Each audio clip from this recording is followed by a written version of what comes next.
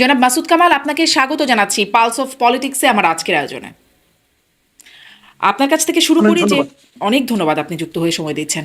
হাদি হত্যাকাণ্ডের পর আমরা মানে একদম রিসেন্ট ঘটনা থেকে এটা দিয়ে শুরু করি। এনসিপিতে মানে খুলনার এনসিপি প্রধান মোতালেব শিকদার, তাকেও প্রকাশ্যে মাথায় গুলি করা হয়েছে এবং তার অবস্থাও সংকটাপন্ন, যদিও বা পুলিশ বলছে যে সেখানে নারী ঘটিত কিছু বিষয় আশয় ছিল। কিন্তু আমি যেটা প্রশ্ন করতে চাই, সামনে নির্বাচন, এখন দিনে দুপুরে বা প্রকাশ্যে এরকম আগ্নেয়াস্ত্র দিয়ে গুলি করে এরকম হত্যা চেষ্টা করা হচ্ছে বা হত্যা করা হচ্ছে, কি শুরু হলো, কি মনে হচ্ছে আপনার কাছে? দেখেন, একটা জিনিস কি, এই গুলি করে বলেন, হত্যা করা বলেন, হত্যা প্রচেষ্টা বলেন, যাই বলেন, এগুলো তো এক ধরনের অপরাধ, তাই না? তো যে কোনো অপরাধ হতে থাকে অথবা হয়ে থাকে অথবা অপরাধীরা আগ্রহী হয় কখন? যখন তারা জানে যে অপরাধগুলো করে পার পাওয়া যায়, যখন তারা বুঝে যে অপরাধগুলো করলে আমার দিকে কেউ নজর দেবেন, বরঞ্চ আমার অপরাধকে ঢাকার জন্য, ঢেকে দেওয়ার জন্য, লুকিয়ে রাখার জন্য কেউ কেউ, ক্ষমতাবানদের মধ্যে কেউ কেউ অন্য আরেকটা ঘটনার অবতারণা করবে। যেমন আমি একটা আপনাকে এক্সাম্পল দিয়ে বলি। হাদি শুক্রবার দিন নিহত হলেন, তারপরে কিন্তু এক সপ্তাহের বেশি সময় পার হয়ে গেছে।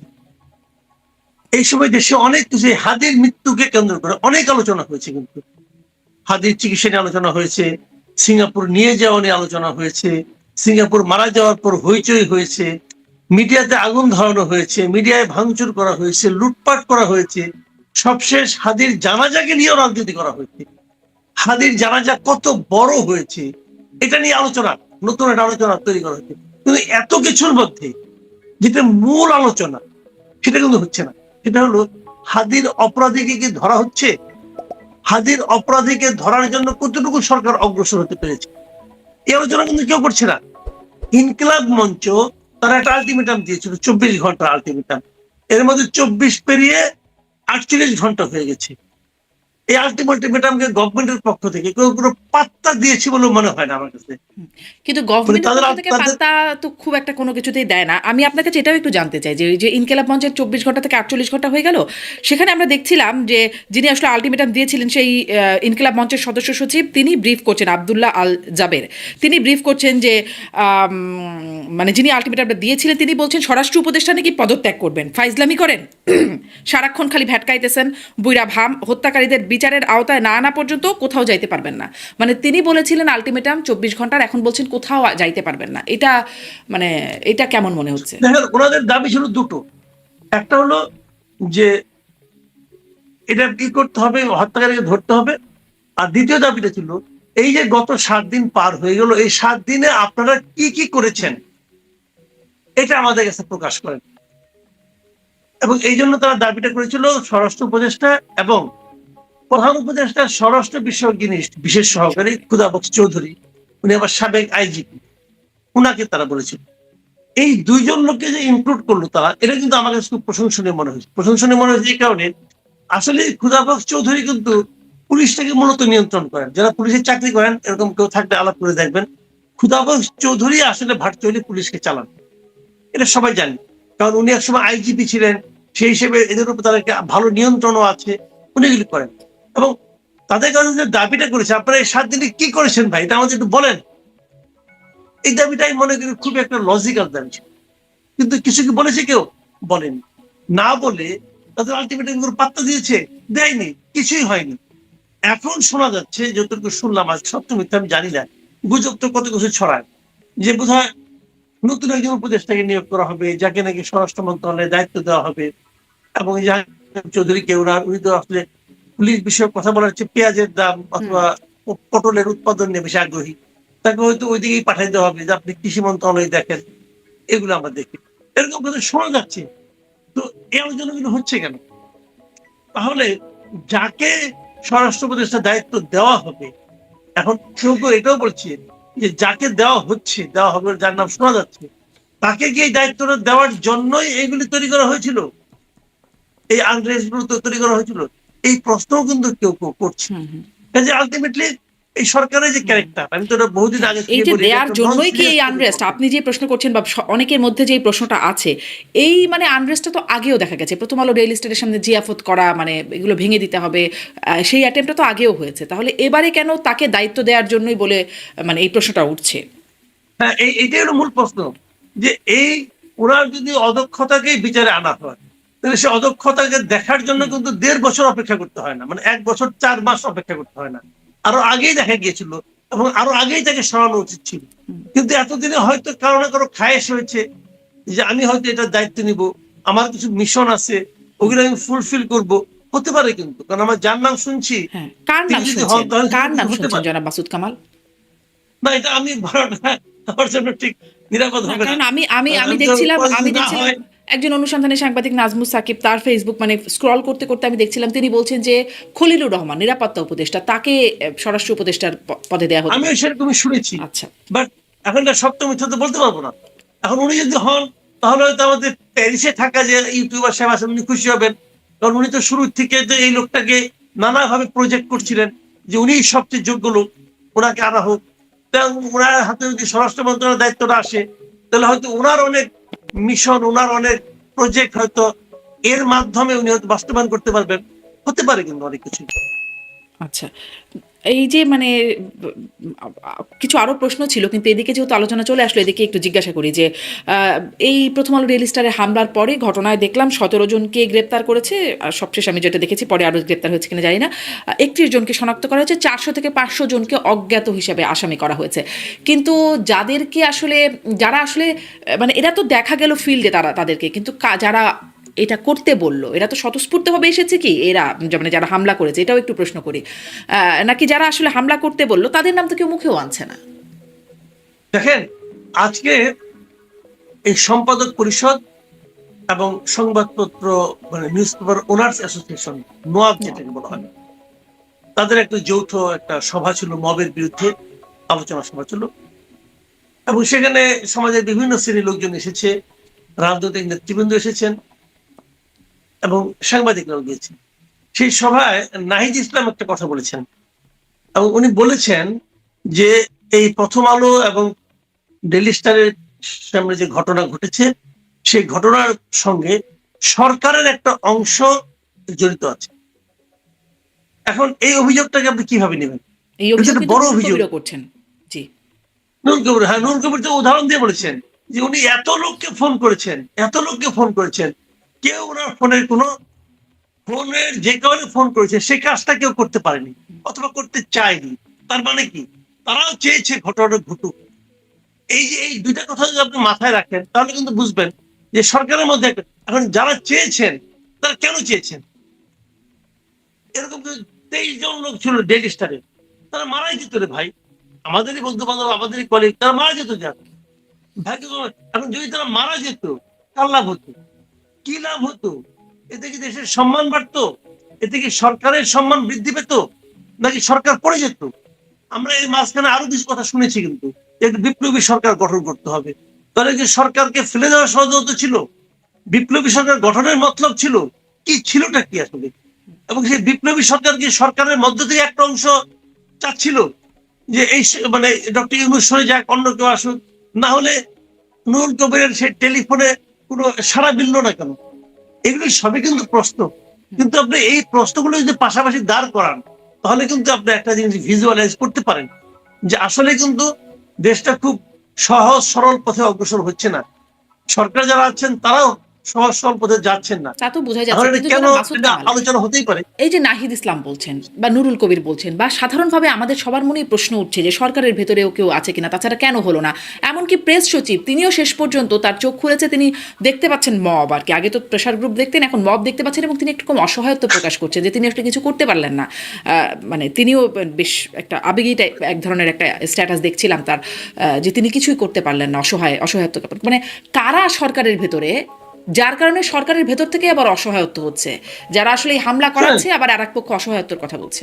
এই প্রেস সেক্রেটারির কথা নিয়ে আমার মানে কি বলবো আমি, আপনি একটা খ্যাপা সারকে ছেড়ে দিয়েছেন, ছেড়ে দেওয়ার পর আপনি বলছেন যে আরে আমার এই বাগানটাকে নষ্ট করে দিল। তবে ছাড়ার আগে খেয়াল ছিল না? আপনি তো মবটাকে আগে রিকগনাইজ করেছেন একটা প্রেশার গ্রুপ হিসাবে। তার মানে কি আপনি এই মতটাকে সম্মানিত করেছেন। এই প্রেস সেক্রেটারি কিন্তু করেছিলেন উনি। এবং উনি বোঝানোর চেষ্টা করছেন যুক্তি দিয়ে এটা আসলে মব না, এটা হলো প্রেশার গ্রুপ। কারণ প্রেশার গ্রুপ যখন আগুন জ্বালাই দিছে, আগুন কিন্তু আগুন জ্বালাইছে। দেখেন কতগুলি জিনিস আমি বলি আপনাকে, এগুলো খুবই দুঃখজনক। কতগুলি বিষয় এরকম ভাঙচুর আগুন এর আগেও জ্বালানো হয়েছে, কিছু বলা হয়নি। কিন্তু যেই দিন এই দুইটা ভবনে আগুন জ্বালানো হয়েছে, সেদিন সায়নটা আগুন জ্বালানো হয়েছে, সেদিন তারপরে দিন উজিতে ভাঙা হয়েছে, সেদিন আবার 32 নম্বরে যাওয়া হয়েছে। ওগুলো নিয়ে কিন্তু কোনো কথা নাই। আপনি 32 নম্বর নিয়ে কিন্তু একটা কথা বলবেন না। তার মানে 32 নম্বর ভাঙলে কোনো অসুবিধা নাই, ওটা হলো প্রেশার গ্রুপ।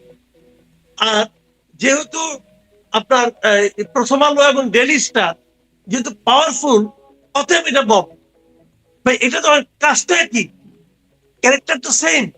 আবার দেখেন, দুদিন ধরে মিটিং হচ্ছে, কান্নাকাটি চলছে, বিচার হচ্ছে, 20 জন না 22 জনকে ধরে ফেলাইছে, অনেক কিছু কিন্তু গভর্নমেন্ট করতেছে। কেন করতেছে?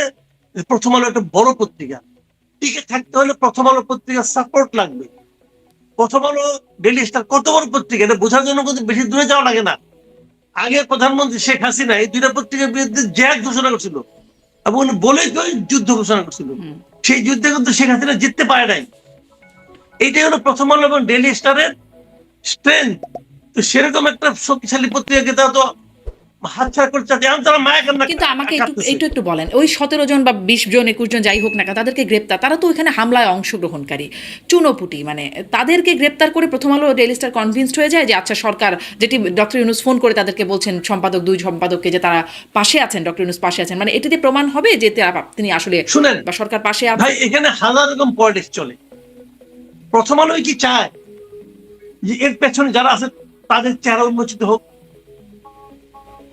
তা তো চায় না। ঘটনা ঘটছে অন্য কারণে, কাউকে একজনকে আনতে হবে সামনে, এটাও হতে পারে। কি হয়েছে আমি জানি না। দেখেন, প্রথম আলো ভবনটা কি ইম্পর্টেন্ট, আঘাতটা কোথায়? আঘাতটা কি ভবনে, নাকি আঘাতটা সাংবাদিকতার উপর? আঘাতটা কি সাংবাদিকের উপর নয়, উপর তো মত প্রকাশের স্বাধীনতার উপর নয়, এটার উপর তো সত্য কথা সঠিক কথা বলার উপরে নয়, এটার জন্য তো। আপনি ভাবেন তো, যখন নাকি 32 সময় ভাঙা হলো, প্রথম আলো ওই সময় পত্রিকাগুলো খুলে দেখেন, তারা কি মব বলেছিল? তখন তারা মব বলে নাই, কিন্তু প্রথম আলো বলে নাই। যখন তার নিজের গায়ে লাগছে তখন মব হচ্ছে। আচ্ছা আপনি ধরেন আনিস আলমগীরকে ধরে নিয়ে গেল, আনিস আলমগীর কি করছিল ভাই? কথাই তো বলছে, আর তো কিছু করে নাই। আনিস আলমগীর কেবল কথা বলেছেন, আর তো কিছু করেন নাই। কারণ কথা বলার অপরাধে আনিস আলমগীরকে আপনি সন্ত্রাস বিরোধী আইনে মামলা দিয়ে ধরে নিয়ে গেলেন। কে প্রতিবাদ করেছে? সম্পাদক পরিষদ ছাড়া আর কেউ প্রতিবাদ করে না। বিদেশি যারা নাকি সাংবাদিকদের অধিকার নিয়ে কাজ করে, এরকম 4-5টা প্রতিষ্ঠান কিন্তু প্রতিবাদ করেছে। কিন্তু আমাদের দেশে এক সম্পাদক পরিষদ ছাড়া আর কেউ প্রতিবাদ, তাও একটা মানে মেয়ের প্রতিবাদ, আর তো কিছু না। কেউ মাঠে নামছে, কেউ মাঠে নামে নাই। কেউ নামে নাই যে আনিস আলমগীর একক একটা ব্যক্তি, আর এরা হলো একটা মানে স্ট্রং ইনস্টিটিউশন। এখন এইটাই হলো মূল কারণ। কিন্তু আপনি একটা খুব গুরুত্বপূর্ণ কথা বললেন যে প্রথম আলোই কি চায় যে তাদের পেছনে কারা, মানে হামলাকারীর পেছনে কারা, সেটাকে উন্মোচন করতে বা তাদের বিরুদ্ধে ব্যবস্থা নিতে। কেন আপনার মনে হয় যে তারা চায় না? আমি বলছিলাম তারা, আমি যেটা মনে করি, তারা দুঃখ পেয়েছে, কিন্তু তারা সেটা উন্মোচন করতে চায় না। কেন চায় না? নিজের গায়ে লাগাতে দুঃখ পেয়েছে, কিন্তু চায় না কেন জানেন? যে এই যে সরকার, এই সরকার আজকে যেটা প্রথম আলোর গভর্নমেন্ট, এটা তো প্রথম আলো ডেইলি স্টারের গভর্নমেন্টের ভাই। আপনাকে বুঝতে হবে, প্রথম আলোতে নিয়মিত কলাম লিখতেন এরকম এই লোক এখানে অনেক আছে। আসিফ নজরুল বলেন, অথবা যোগাযোগ উপদেষ্টা যিনি আছেন ওনার কথা বলেন, এখানে অনেক আছে। আবার প্রথম আলো যাদেরকে প্রমোট করতো সেরকম লোক এখানে আছে। এটা তো তাদের গভর্নমেন্ট। কাজেই ওই এভাবে কি বলা যায় তাদের গভর্নমেন্ট? ধরেন কলাম লিখতেন, কলাম তো অনেকেই অনেক পত্রিকায় লেখেন, আপনি বিভিন্ন গণমাধ্যমে কথা বলেন, বিভিন্ন জায়গায় লেখেন বা যান, এখন আপনি তো তার লোক হয়ে যাচ্ছেন না নিশ্চয়ই? মানে কিছুটা তো হচ্ছি, হচ্ছে কিছুটা কি হচ্ছে না, একদম হচ্ছে না। আমি উদাহরণ দিয়ে বলি, আমি আপনার অনুষ্ঠানে নিয়মিত অনুষ্ঠান করি, ঠিক আছে, আবার আরেকজনের অনুষ্ঠান করি না। এখন এখানে কি আপনার প্রতি আমার সঙ্গে একটা সম্পর্কটা ওই যারটা করি না তার চেয়ে একটু বেটার না? হ্যাঁ, সম্পর্ক বেটার হতে পারে, কিন্তু তাই বলে একদম একদম ইগনোর করতে পারবেন না ভাই, একদম ইগনোর করতে পারবেন না। কিছু না কিছু থাকে। 111 সময় এটাই 111 মানে প্রথম আলো এবং ডেইলি স্টার এরাই তো 111 গভর্নমেন্টকে করেছে, প্রমোট করেছে, হুম। করে নাই? তারা অস্বীকার করতে পারবে? করেছে। তো এখন কি অন্য করে তারা কি কারণে করলো? এবং এটা তাদের সাথে সম্পর্ক তো আছে, এটা তারা প্রমোট করেছে। এবং এই গভর্নমেন্ট, এই সরকার প্রধান প্রথম ইন্টারভিউ তো তাদেরকে দিয়েছে। হুম।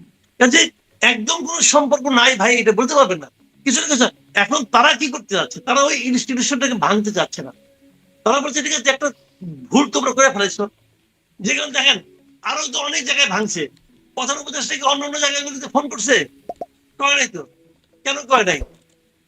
উনি কি তাদের প্রধান উপদেষ্টা ছিলেন না? যে কোনো একজন নাগরিক তার বাড়ি আপনি ভেঙে দিলেন, প্রধান উপদেষ্টা উচিত ছিল তাকে ফোন করা। বাদ দেন নাগরিক কথা। হুম। এই যে ভালো কাজে দীপচন্দ্র দাসকে মারলো, আগুনে পুড়ে মারলো, বাংলাদেশের ইতিহাসে এরকম ঘটনা আমি কখনো দেখি নাই। এবার মেরে গাছের টাঙ্গায় তো আগুন দিয়ে পুড়ে যায়, দেখি নাই কখনো ভাই। দীপচন্দ্র দাসকে প্রধান উপদেষ্টা ফোন করছিল, করে নাই কেন? বা কেন একজন করে নাই? বিএনপি নেতার বাড়িতে প্রথম আলো নিয়ে আগুন বিতর্ক দিয়ে। আছে, শুনেন, জি। প্রথম আলো নিয়ে বিতর্ক আছে, এমনকি হাদিকে নিয়েও বিতর্ক আছে। হাদি তো মানুষ, হাদি অনেক যেহেতু সে নিয়মিত কথা বলতো, তার অনেক কথাই কিন্তু শুনতে শোভন ছিল না, এটা অস্বীকার করা যাবে না। আবার তার ভালো দিকে ছিল। কিন্তু বিপজ্জনক দাসের দোষটা কি ভাই? তাকে নিয়ে বিতর্কটা কি বলেন আপনি? তাকে নিয়ে কি বিতর্ক? একটা নিরীহ লোককে মেরে ফেললেন, বলা হচ্ছে কি সে নাকি হযরত মুহাম্মদ সাল্লাল্লাহু আলাইহি ওয়াসাল্লামকে নিয়ে কটূক্তি করছে। এখন পর্যন্ত কেউ বলতে পারে না সে কি বলছে। হুম। এখন পর্যন্ত কেউ বলতে পারে নাই যে দীপচন্দ্র দাস কি কথাটা বলেছে। র্যাবের ব্রিফিং শুনলাম তো আমি, র্যাবের ব্রিফিং যিনি করেছেন তিনি বলেছেন যে আমরা জিজ্ঞাসা করেছি, কেউ বলতে পারে না সে কি বলছে। তার মানে কিছুই বলতে পারে নাই। হুজুগে একটা লোককে আপনি মেরে ফেলছেন, এবং মারার পর সেই মৃত্যুকে কেন্দ্র করে আমাদের প্রতিবেশী দেশের সঙ্গে আমাদের সম্পর্ক অবনতি হচ্ছে। তো তার মৃত্যুটা একদম কিন্তু খেলনা কিছু না। প্রধান উপদেষ্টা তার ফ্যামিলিকে ফোন দিছে, ফোন দেয় নাই। প্রধান উপদেষ্টা বলছে সে হাদির সংসারের দায়িত্ব নিল, পরিবারের দায়িত্ব নিল। তো দীপচন্দ্র দাসের সংসারের দায়িত্ব কে নিবে? ভাই, আপনি যখন সরকারে থাকবেন আপনার কাছে সবাই সমান হতে হবে, আপনি তো পারেন নাই। তো আমি তুলনা করছি না, কিন্তু আমি তুলনা করছি না, কিন্তু আমার কথাটা হলো কি যে উনি পেয়েছেন, ওনাটা ভালো, আমি আপত্তি নাই কোনো।